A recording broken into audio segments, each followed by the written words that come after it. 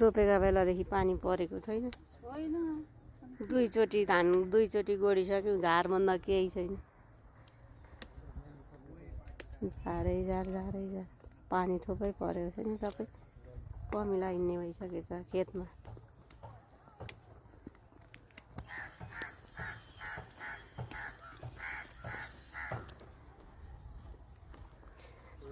रोपेको खर्च र गोडेको खर्च पनि नउठ्ने भयो भने दिदी अहिले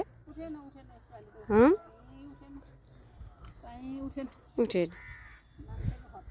चियाला पनि उठेन। जम्मै के भयो, उसले कमिला हिँडिसके। यहाँ हेर्नु त उजी कम लाइन यस्तो कमिला है। हाम्रो त सरकार पनि कता निधा हेरिदिँदैन, कता निधाइरहेछ।